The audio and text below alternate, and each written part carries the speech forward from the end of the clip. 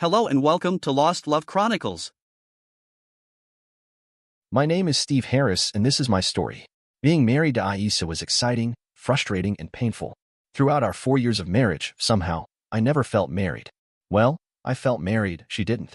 Aisha was concerned about her figure, clothes, getting a green card, obtaining a master's degree, and making a lot of money. I was never really part of the equation. Aisha is 5 feet 4 inches with blonde hair, small waist, flawless Middle Eastern/Eurasian complexion, green eyes, and a 36C cup. She has the kind of sexuality about her that makes men get primitive. For her, sex was a weapon to be used to manipulate every male she came in contact with. I don't miss her personality. I do miss the way she could rock my world in bed. There was very little she wouldn't do, and I loved her lust. I never felt any real affection or love from her.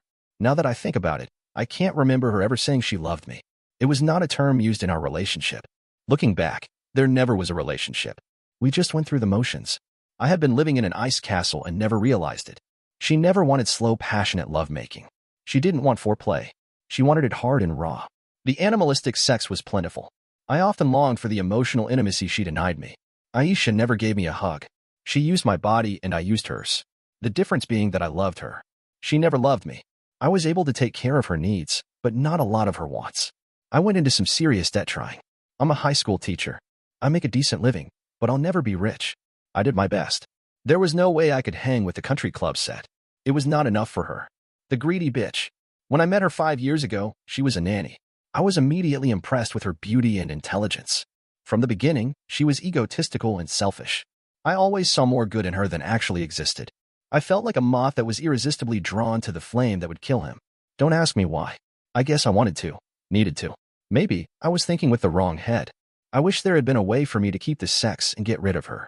So the obvious question is why I put up with her manipulating, callous, and deceitful ways for so long? Until recently, I never thought of myself as a wimp. Looking back, I guess I was. Somehow, I thought of my patience and tolerance as strength. I promised her father, in Turkey, that I would provide for and protect his daughter. It was important to me that I kept my word. I was raising twin sons from a previous disaster called a marriage and did not want to be divorced again. When I met Aisha, all I wanted was a home and a woman to come home to more than anything. I guess I saw what I wanted to see until I had no choice. I really don't want to argue, Steve. It's over between us. You know that, she said, as she dressed to leave our house on a recent Friday night. I need to be with my friends.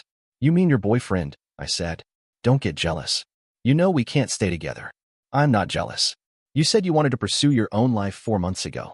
Why are you still here? You being here does not allow me to get on with my life. My patience with you is finished. Don't worry, I'll be gone soon. She looked stunning. Her full red lips, perfume, and sexy black dress left little to the imagination. She was going to meet another man and didn't care that I knew about it. I had always been gentle and kind to her, but that was about to change. His disrespect for me and my sons was intolerable. I knew that I still cared about her. I also knew that I had reached my limit. Aisha and her boyfriend were going to find out that there would be a price to pay for their treachery and disrespect. My anger grew as I watched her. I used to need you here. What has gotten into you? What did I do to deserve this treatment? Did you think I was going to tolerate this crap? Your social life has always been more important than your husband? I have put up with your shit for too long. You've been lying to me for a long time. I know what you've been doing. Tonight, I can't deny it anymore. You treat me and my sons like crap. You really bank on the promise I made to your father that I would protect you from harm. Somehow, my sense of honor and love for you has been turned against me. You have never helped pay a single bill. I supported you as you struggled to get your MBA and through a number of nothing jobs. Now that you've got yourself a big-time job in an investment bank, I'm not good enough for you. Is that it? I could feel my guts boiling. I hate being around your bastard sons. I hate it every time I see them. Every time you wrote a child support check, I wanted to puke. Now they are here, and I don't want to be their mother. Besides, you have no sophistication. You're just a simple man who wants a simple life. I need more than you can give, she said, with an indifference and coldness that could not be ignored. She really thought she was somehow superior to me. Bitch, you have 1 week from today to get your stuff out of my house. If you and your possessions are not gone at that time, I will put it in boxes and set it on the street. After next Friday, you will not be allowed in my house. I will no longer be held captive by the promise that I made to your father. We are finished. I can't stand the sight of you. I was glad that my sons were with my sister for a couple of weeks. They didn't need to be exposed to her another second. She looked shocked. She was beginning to realize that I had changed. I was not going to take care of her needs anymore. My stomach felt twisted. It felt like I had been gunshot. I hated myself for still feeling something for her. I wanted to hurt her. At the same time, I grieved for the love that never was, except in my mind. Despite my complete hatred of what she was doing and who she really was, I felt a strange bond with her. It wasn't love. That had been dying slowly for a long time. I felt sorry for her, even though she only deserved my contempt. I truly believed she would end up the victim of her own karma. Her treachery deserved none of my sympathy. My sons are not bastards. I was married to their mother. Don't say that again, I growled with menace. I've had enough of your disrespect. And when did you get to be the queen? I'd just like to know, why do you hate them and me so much? Their whore of a mother dumped them on you, and you dumped them on me. You never have any money. You spend all of your time and income on them. I don't hate you. I don't know how I feel about you. Some part of me still cares about you. But I don't love you, Steve. I need the finer things in life. I deserve that. I never should have married a man with children. I need a man who can give me his full attention, she said, picking up her purse. The only reason I married you was to get a green card and live rent-free until I could arrange my life, and when I needed your dick or anything else, you always said yes. Sorry, dear, she said, mockingly. She had no idea that I was recording the conversation. You've got a lot of nerve calling somebody a whore. You are more of a whore than my ex ever was. I can't remember you ever trying to be in their lives. You haven't been a wife and definitely not a mother. The days of obliging you are over. From now on, you can take care of yourself. You are as plastic as the fancy cars and restaurants that you love so much. You knew from the beginning my ex left me in a pile of debt. I pay the mortgage, buy the food, and everything else. Did you never try to help me? Did you? I said, raising my voice. All you have done since I married you is spend my money. Why did you really marry me? I didn't really expect an answer. I don't have a lot of cash because I have paid your bills. You have never contributed 1 cent to this household. Have you ever been denied anything that you needed since we've been together? You have served your purpose. In a short while, I will have my green card. I have my education and now a great profession. I don't need you anymore, sorry. I know that's cold. It's the way things are. I might miss your love making a little, but not much. His is bigger than you. What was that about? She was driving the nail deeper. It took all of my martial arts training not to lash out at her. I wanted to wring her neck and throw her in the street. I decided not to let her bait me. Did you ever love me? She looked at me with an evil grin, but didn't answer. I could tell she didn't want to set me off before she was ready to go. The look on her face was my answer. Then, I heard a car horn blow in front of my door. You are one sick piece of work. You're lucky I haven't thrown your ass in the street months ago, I said, feeling sad and exhausted. Don't wait up. I probably won't be back tonight, she said sarcastically. The doorbell rang. The son of a bitch had the nerve to come to my front door. I opened it. Is Aisha here? He asked with a smirk on his face. So you're the wimp who can't control his bitch, he said, brushing past me, entering my house. Aisha came downstairs and approached the door with a smug look on her face. She stood close to Sam. I found out his name was Sam Bennett. He was engaged to a rich, divorced woman who had 2 kids. I wondered if Aisha knew that. My loving husband just threatened me. He told me I have 1 week to get out. What do you think about that, Sam? She asked her date.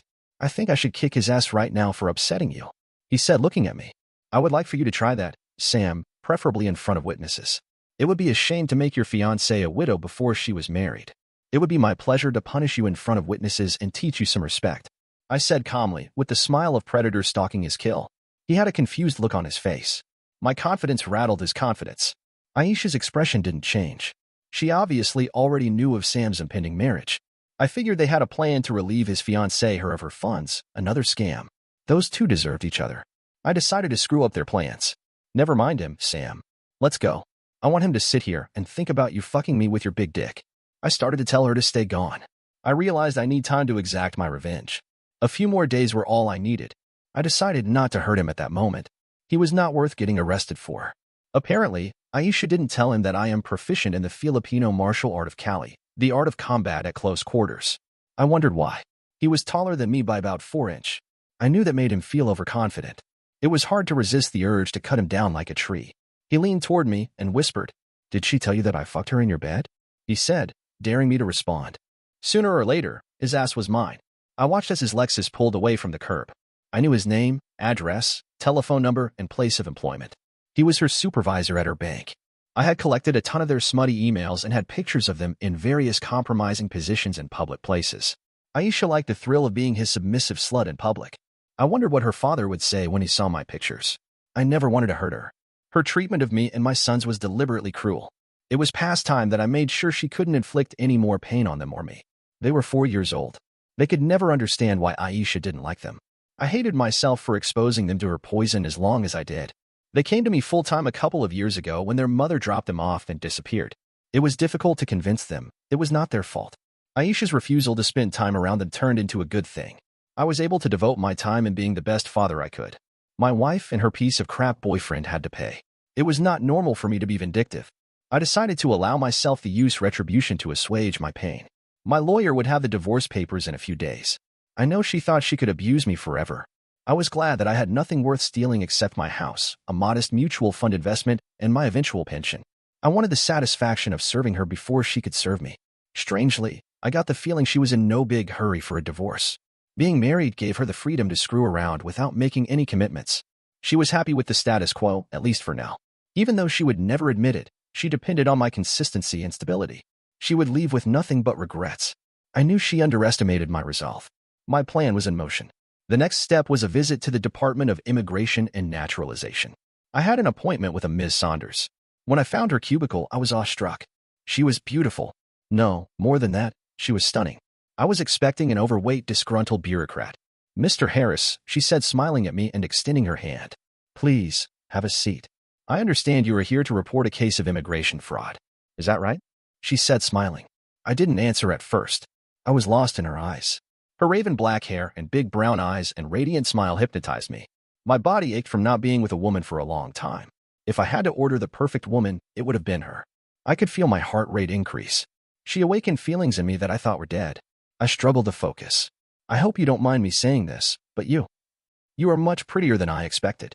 "I hope I'm not being too forward," I said, sitting down. She blushed and looked down at her desk modestly. "Thank you, Mr. Harris. I haven't heard such a nice compliment in a good while. Let's get down to the business at hand, Mr. Harris. Why are you here?" she said in her most professional voice. I told her the whole story. My soon-to-be ex-wife married me for the purpose of getting a green card. She never loved me and planned on dumping me when her plan was completed. The entire marriage was a sham, a fraud, and I don't want her to get away with it. "Do you have any proof of what you're saying?" I took a tape recorder out of my pocket and several pictures. I played the tape. My face showed the obvious pain it caused. I don't know if I could use it in court, but it should make my point. I also have pictures of her having sex with her boyfriend in the parking lot of a restaurant and other places. They were not very discreet. She looked at the pictures with a poker face. "I think we have enough to proceed, Mr. Harris. We'll be in touch with you," she said, standing up. "We take a very dim view of immigration fraud, especially since 9/11. Thank you for alerting this office." She sounded very professional. "Now that we have the business out of the way, would you have dinner with me tonight?" I said with pleading eyes. I could sense her ambivalence. I could see her mind appraising the situation in me. "By the way, what is your first name?" "Denise Saunders." "Glad to meet you. I'm Steve." "Well, what do you say, Denise? It is not good policy to take work out of the office. I promise not to mention anything about my ex. No business tonight. I have not had a woman's company for a long, long time, especially a lady as lovely as you are. Come on, it's just dinner. Even immigration officials have to eat." I promised to be a perfect gentleman. I waited for her response and hoped for the best. After a few moments of looking at my best smile, she said okay with reservations. "Great. What time would you like me to pick you up?" "If you could meet me in the front of the building at 5:30, we can have an early dinner. I'll call my sitter and tell her I'll be a little late." I can't believe I'm doing this. There is something about you that I trust. I don't know why. You won't be sorry. I promise, I said, trying to control my enthusiasm. I felt like a teenager going on his first date. I had time to go home, get cleaned up, and be back in plenty of time. I realized for the first time in months, I felt good. At dinner, we spoke of many things. She loosened up after a while, and I had the feeling that we had known each other a long time. We were both happy to be in the company of each other. She told about her divorce and her 7-year-old daughter, named Hannah. We talked about her love of cooking and hiking, and I talked of my sons and my love of martial arts and motorcycles. We discovered that we were very different, yet compatible. I found myself wanting to hug her. I kept imaging her body pressed against mine with fiery passion in her eyes. She picked up on my distraction. "What are you thinking? You have such a faraway look in your eyes," she said, with affection, looking at me intently. "I was hoping that you were having as much fun as I am. When I look at you, I get a warm feeling. I see passion and strength in your eyes. From the first moment I saw you, I felt a connection. I feel it too. What is happening here? We just met. I don't even know you. Maybe we just better slow down." That sounds like good advice, very logical. But I'm just going with the flow. If I get too carried away, please just tell me. I don't want to offend you or have you think I'm some kind of nut. No, actually I'm flattered. I never thought of myself as being that attractive. For the record, I think that every woman I see from this day onward will come in second to you. I couldn't shake the feeling that we had known each other before. Maybe, in a different lifetime, we had been lovers. I can't believe you. Look at my face. Do I look like I'm kidding? She didn't answer. The expression on her face said she understood. How do you feel about what your wife? Soon-to-be ex-wife, I interjected. Steve, how do you feel about her betrayal and manipulation? Denise asked, changing the subject. I thought for a moment to collect my thoughts. My face betrayed the pain that I thought I was past. I feel sad, hurt, and angry. My ego has taken a serious beating. I never had a chance to make her happy. I was set up from the beginning. I can't understand her need to disrespect me. Maybe that hurts more than anything. Could be. There is nothing more to understand than what you see. She is what she is. You're a gentle, kind man. I know that in my heart. You don't deserve how she has treated you. Fortunately, Denise didn't see the other side of me. The part that I kept carefully controlled and reserved for when I needed it. What would you like to see happen to her? She married me to get a green card, among other things. I think the only fitting punishment would be to make sure her ass gets a one-way ticket back to Istanbul and nothing in the divorce. I said, clenching my fists. Denise reached across the table and took my hands in hers. I could feel her energy and her compassion. It calmed me down. We spoke of what to do about Aisha. How did your ex-husband ever let you go? He didn't. I ran. He wanted me to be his punching bag forever. Unfortunately for him, I had other plans. When he struck Hannah, it was the last straw. I couldn't take it anymore. I left him and never looked back. That was 3 years ago. I'm glad he was such a fool. If he wasn't, we wouldn't be here, and I would not be sitting here holding your hand. The thought of anyone hurting Denise enraged me. A small band started playing. They were pretty good. Would you like to dance, lady? They're playing our song. Really? What song is that? Whatever they're playing, I said, pulling her to me, beginning to sway to the music. The feeling of her breast pressed against my chest and the scent of her perfume had a strong effect on Mr. Happy. I felt her relax and meld into me. When she felt my excitement, she looked at me a moment and pressed the heat of her womanhood against me. I thought I would have an orgasm right there. Don't worry about Aisha. I'll take care of everything tomorrow, she whispered in my ear as we danced. I realized that I saw more than passion and strength in her eyes. I saw her soul and my future. We kissed with gentle passion and held each other tightly when I took Denise home. I wanted her, and I knew she wanted me. We both knew without speaking, the next time we were together we would make love. I tore myself away from her. Trying to sleep that night, I kept seeing her face and hearing her laugh. I thought, could I be in love already? I wasn't sure. All I knew was that life goes on. Self-pity and regrets are a waste of time, and I had wasted enough time. I was happy. When I returned home, Aisha was in the kitchen sitting at the table. I'm glad you're here, I said, sitting across from her. Friday is your last day. I will be home by 6 p.m. Please be here. I have something important to say to you before you go. Will you do that for me? Why don't you tell me now? No, I'm tired. I'm going to bed. I will be glad to get my bed back. I've been in that guest room for a year. I went into the den to watch some TV. 20 minutes later, Aisha was standing in the doorway wearing the black lingerie I had bought her for our second anniversary. She looked as sexy as ever. I was angry with myself when my body responded. I didn't want to give her the satisfaction of knowing she still had that power over me. Steve, you can have me if you want to. It's been so long. Tomorrow, I'm walking out of your life forever. Tonight, you can take me any way you want for old time's sake.